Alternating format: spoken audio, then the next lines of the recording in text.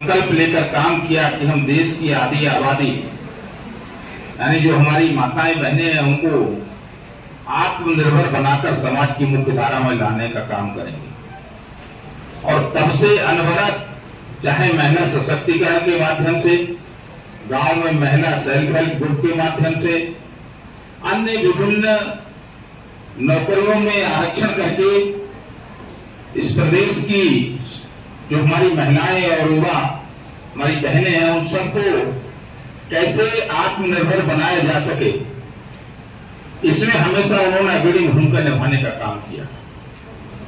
हमारी सरकार ने बिना भेदभाव के, चाहे कोई हिंदू है, मुस्लिम है, सिख है, ईसाई है, जैन है, पारसी है, किसी धर्म की है, किसी जाति की है, इस आधार पर चयन कभी किसी के लिए नहीं किया। पिछड़े दबे कुचले लोगों के लिए जो मुख्यधारा में नहीं आए उनको उन योजनाओं का लाभ देने का काम कर रही है हमारी सरकार। और आज यही कारण है कि आज आप लोग यहाँ बैठे हुए हैं। इसमें हिंदू भी हैं, मुसलमान भी हैं और सभी जाति की लोगों ने इसमें प्रतियोगिता जीतने का काम किया है। अगर किसी सरकार ने आंगनवाड़ी की भर्तियों को खोलकर उनके रिक्त पदों को भरने का काम किया है तो भारतीय जनता पार्टी की कमल निशान की सरकार के मुखिया आदरणीय योगी आदित्यनाथ जी ने आज आपको ये अवसर देने का काम किया है।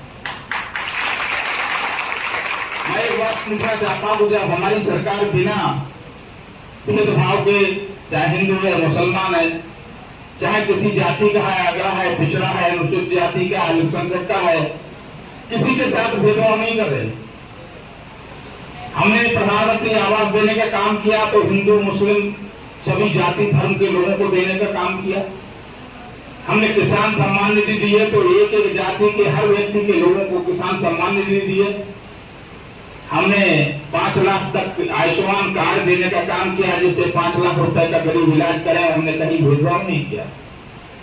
हमने एक एक उस नागरिक को जिसके पास राशन कार्ड है निःशुल्क खाद्यान्न देने का काम किया है। हमने कभी भेदभाव की बात नहीं की।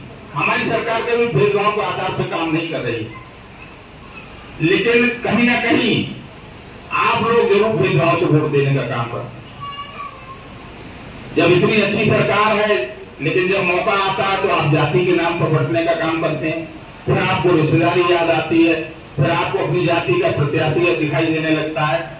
मेरा कहने का मतलब है कि यदि कोई सरकार हो, हम कहते हैं अगर उन सरकारों ने भी अच्छा काम किया होता तो उनके लिए भी आप लोग वोट दें।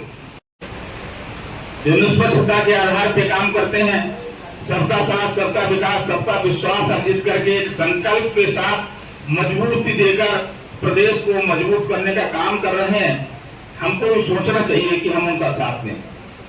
हो सकता है कहीं किसी विधायक की कमी हो सकता है कहीं किसी सांसद की कमी हो, लेकिन इस देश के जो 2 नेतृत्व हैं, आदरणीय योगी जी और आदरणीय मोदी जी, वो किसी के साथ पक्षपात उठाए भेदभाव नहीं करते। लोगों के लिए विभिन्न योजनाएं चलाकर, चाहे मुख्यमंत्री सामूहिक कन्या विवाह योजना हो, हमने गांव को उन गरीबों के जो दर्द को बांटने का काम किया जो बेटी के जन्म पर परेशान होते थे कि अब इसकी शादी कैसे होगी, इसकी पढ़ाई कैसे होगी, इसका लालन पालन कैसे होगा। लेकिन आदरणीय योगी जी ने कहा नहीं, बेटी का जन्म हुआ है